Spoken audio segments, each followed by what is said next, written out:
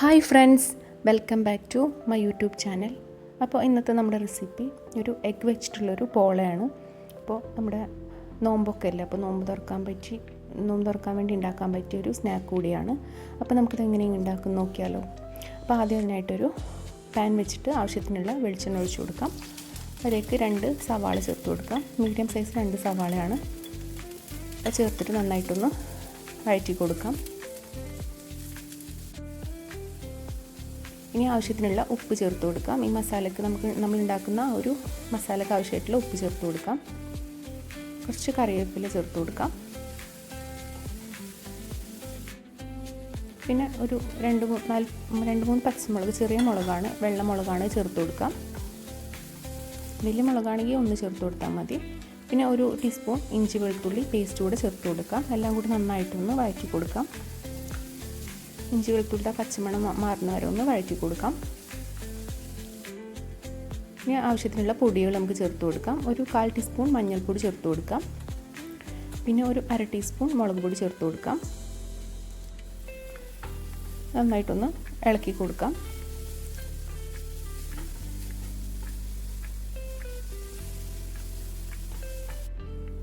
ഇനി ഒരു 1/4 ടീസ്പൂൺ കുരുമുളക് പൊടി കൂടി ചേർത്ത് കൊടുക്കാം.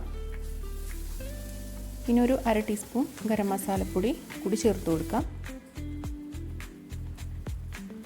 എല്ലാം കൂടി നന്നായിട്ടൊന്ന് മിക്സ് ചെയ്തെടുക്കാം. ഇനി കുറച്ച് മല്ലിയില കൂടെ ചേർത്ത് കൊടുക്കാം. ഇനി നിങ്ങൾക്ക് ആവശ്യമാണെങ്കിൽ മാത്രം കുറച്ച് ക്യാപ്സിക്കം ചേർത്ത് കൊടുക്കാം. ഇത് ഓപ്ഷനിലാണ്. ഇതിങ്ങനെ കടിക്കാനൊക്കെ ഇഷ്ടമുണ്ടെങ്കിൽ ചേർത്ത് കൊടുക്കാം. ചേർത്ത് കൊടുത്തില്ലെങ്കിലും കുഴപ്പമൊന്നുമില്ല. ഇതിൻ്റെ ഒരു ടേസ്റ്റും ഇത് കടിക്കാനൊക്കെ ഇഷ്ടമാണെങ്കിൽ ഇത് ചേർത്ത് കൊടുക്കാം. പിന്നെ കുറച്ച് സോസ് ചേർത്ത് കൊടുക്കാം. ഈ ക്യാപ്സിക്കം സോസൊക്കെ ഓപ്ഷനിലാണ്. ചേർത്ത് കൊടുത്തില്ലെങ്കിലും കുഴപ്പമൊന്നുമില്ല. ഈ സോസിൻ്റെ ഒരു ചെറിയൊരു പുളിപ്പോ ടേസ്റ്റോ ഒക്കെ ഇഷ്ടമുണ്ടെങ്കിൽ സോസ് കൂടി ചേർത്ത് കൊടുക്കാം. ഇനി വീണ്ടും കുറച്ച് മല്ലിയില കൂടി ചേർത്ത് കൊടുക്കാം. മല്ലിയില ഓൾറെഡി ചേർത്തതാണ്. എനിക്ക് പിന്നെ മല്ലിയില അങ്ങനെ വീക്ക്നെസ് ആയതുകൊണ്ട് ഞാനിങ്ങനെ ഇടയ്ക്കിടയ്ക്ക് ഇട്ട് കൊടുക്കും. അപ്പോൾ നമ്മുടെ ഫില്ലിംഗ് ഇവിടെ റെഡി ആയിട്ടുണ്ട്. ഇനി നമുക്കൊരു മിക്സിയുടെ വലിയ ജാർ എടുത്തിട്ട് അതിലേക്ക് 2 മുട്ട ചേർത്ത് കൊടുക്കാം. ഇതിൻ്റെ ബാറ്റർ ഉണ്ടാക്കാനാണ്. ഇനി 1 കപ്പ് മൈദമാവ് ചേർത്ത് കൊടുക്കാം. 1 കപ്പ് തന്നെ പാല് ചേർത്ത് കൊടുക്കാം.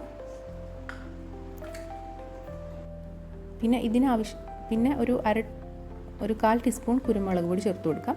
പിന്നെ ഇതിനാവശ്യമായിട്ടുള്ള ഉപ്പ് ചേർത്ത് കൊടുക്കാം. പിന്നെ ഒരു 1/4 കപ്പ് ഓയിൽ കൂടെ ചേർത്ത് കൊടുക്കാം. നന്നായിട്ട് അടിച്ചെടുക്കാം. ഇനി ഒരു ദോശക്കല്ല് വെച്ചിട്ട് അതിൻ്റെ മുകളിലാണ് ഞാനൊരു പാൻ വെച്ച് കൊടുക്കുന്നത്. ഡയറക്റ്റ് വേണമെങ്കിൽ വെച്ച് കൊടുക്കാം. ഇങ്ങനെ വെക്കുമ്പോൾ പെട്ടെന്ന് കരിഞ്ഞു പോവില്ല. അപ്പോൾ അതൊന്ന് ചൂടായിട്ട് വരുമ്പോൾ അതിലേക്ക് കുറച്ച് എണ്ണ തേച്ച് കൊടുക്കാം. എന്നിട്ട് അതിലേക്ക് നമ്മൾ അടിച്ച് വെച്ചിട്ടുള്ള മാവ് ബാറ്റർ ഉണ്ടല്ലോ, അത് മുഴുവനായിട്ട് ഒഴിച്ചു കൊടുക്കാം. പിന്നെ ഒന്ന് അടച്ച് വെക്കാം ഒരു 5 മിനിറ്റൊക്കെ. 5 മിനിറ്റ് ഒന്ന് കഴിയുമ്പോൾ തുറന്നിട്ട് നമ്മൾ ഉണ്ടാക്കി വെച്ചിട്ട് ഒരു ഫില്ലിങ് ഇട്ട് കൊടുക്കാം. ഞാൻ മുഴുവനായിട്ട് ഇട്ട് കൊടുക്കുകയാണ് ചെയ്യുന്നത്. നിങ്ങൾക്കിത് ഫില്ലിങ് ഇട്ടിട്ട് വീണ്ടും മാവ് മേലെ ഒഴിക്കണമെങ്കിൽ അങ്ങനെ ഒഴിക്കാം. ഞാൻ ഒറ്റ പ്രാവശ്യമാണ് മാവ് ഒഴിക്കുന്നത്. ആ മാവിന് വേണ്ടിയിട്ടുള്ള ഉപ്പാണ് ഞാൻ ചേർത്ത് കൊടുക്കാൻ പറഞ്ഞത് നേരത്തെ. അപ്പോൾ ആ മസാല മുഴുവനായിട്ട് ഇട്ട് കൊടുക്കാം. ഇനി അതിൻ്റെ മേലേക്ക് നമുക്ക് പുഴുങ്ങിയിട്ടുള്ള 2 കോഴിമുട്ട പുഴുങ്ങിയിട്ട് നീളത്തിൽ ഇങ്ങനെ തിന്നായിട്ട് അരിഞ്ഞതാണ്, അതൊന്ന് ഇട്ട് കൊടുക്കാം. എഗ് പോളയാണല്ലോ, പെഗ് ആണല്ലോ, അപ്പോൾ ഇത് നിരത്തി കൊടുക്കാം. നമ്മൾ ചിക്കൻ ബോൾ ഉണ്ടാക്കണ പോലെ തന്നെ എഗ്ഗാണെന്ന് മാത്രം വ്യത്യാസം, അത്രയേ ഉള്ളൂ. നന്നായിട്ട് ഇട്ട് കൊടുക്കാം. ഇനി അതൊന്ന് ചെറുതായിട്ടൊന്ന് പ്രസ് ചെയ്ത് കൊടുക്കാം. ഇനി അതിൻ്റെ മേലെ കുറച്ച് മല്ലിയില ചേർത്ത് കൊടുക്കാം. നിങ്ങൾക്ക് ഇതിൻ്റെ മേലെ വീണ്ടും മാവ് ഒഴിച്ചു കൊടുക്കണമെങ്കിൽ ഒഴിച്ചു കൊടുക്കട്ടെ. ഞാൻ ഇങ്ങനെയാണ് ഒഴിക്കുന്നത്. അപ്പോൾ ഒരു ഉള്ളിൽ ഫില്ലിംഗ് ആയിട്ട് എടുക്കും. ഇതാകുമ്പോൾ മേലെ മുട്ടൊക്കെ ഇങ്ങനെ ആയിട്ട് ഇങ്ങനെ ഒരു ഇത് വേണമെങ്കിൽ ഇങ്ങനെയും ചെയ്യാം. ഇനി 2-3 പീസ് ക്യാപ്സിക്കം ഇട്ട് കൊടുക്കാം. കുറച്ച് ചില്ലി ഫ്ലേക്സ് കൂടി ചേർത്ത് കൊടുക്കാം. ഒറിഗാനോ ഉണ്ടെങ്കിൽ ഒറിഗാനോ ചേർത്ത് കൊടുക്കാം. ഞാൻ ഒറിഗാനോ ചേർത്ത് കൊടുത്തിട്ടില്ല. പിന്നെ ഒരു 1/4 ടീസ്പൂൺ ഗരം മസാല കൂടി ചേർത്തിട്ട് നമുക്കിത് അടച്ച് വെക്കാം.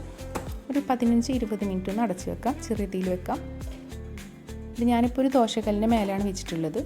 നിങ്ങൾക്ക് ഡയറക്റ്റ് വെക്കണമെങ്കിൽ വെക്കാം. അപ്പോൾ ഒരു 15 മിനിറ്റ് കഴിഞ്ഞ് തുറന്ന് നോക്കിയപ്പോൾ ഇതിവിടെ റെഡി ആയിട്ടുണ്ട്.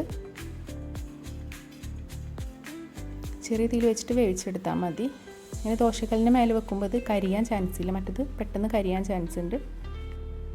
അപ്പോൾ നമ്മുടെ എഗ്ഗിൻ്റെ പോളവിടെ റെഡി ആയിട്ടുണ്ട്. നമുക്കൊന്നൊരു വേറൊരു പാനിലേക്കൊന്ന് തിരിച്ചിട്ട് കൊടുത്തിട്ട് ആ ഒരു ഭാഗം 2 മിനിറ്റ് ഒന്ന് ചൂടാക്കിയെടുക്കാം. ആ പാനൊന്ന് അടുപ്പത്ത് വെച്ച് ചൂടാക്കിയെടുക്കാം. അപ്പോൾ നമ്മുടെ എഗ് പോളവിടെ റെഡി ആയിട്ടുണ്ട്. നല്ല ടേസ്റ്റ്. നമുക്ക് ചിക്കൻ ഇല്ലാതെയും ചിക്കനും ബീഫൊന്നും ഇല്ലാതെ ഇങ്ങനെ പോള ഉണ്ടാക്കുകയാണെങ്കിൽ ഇങ്ങനെ ഉണ്ടാക്കിയെടുക്കാം. നോമ്പ് തുറക്കുമ്പോഴൊക്കെ നമുക്ക് എപ്പോഴും ഇങ്ങനെ എണ്ണയിൽ ഉള്ള സ്നാക്സൊക്കെയാണ് ഉണ്ടാക്കുക. അതിന് പകരമായിട്ട് നമുക്കിങ്ങനെ ആവിയിലുള്ള പലഹാരം ഉണ്ടാക്കാം. നല്ല ടേസ്റ്റുമാണ്, നല്ല ഫില്ലിംഗ് ആണ്, വേറെ നല്ല ഫില്ലായിട്ടുള്ളൊരു സംഭവമാണ്. അപ്പോൾ അത് ഒരു പ്രാവശ്യമെങ്കിലൊക്കെ ഒന്ന് ഉണ്ടാക്കി നോക്കാം. പിന്നെ നമുക്ക് ഒരുപാട് വ്യത്യസ്തമായിട്ടുള്ള സ്നാക്കൊക്കെ ഉണ്ടാക്കുന്നതിന് ഒന്ന് വ്യത്യാസമായിട്ട് ഉണ്ടാക്കി നോക്കാം. നോമ്പിന് മാത്രമല്ല അല്ലാതെ നമുക്ക് ഈവനിങ് സ്നാക്കായിട്ടൊക്കെ ഉപയോഗിക്കാം.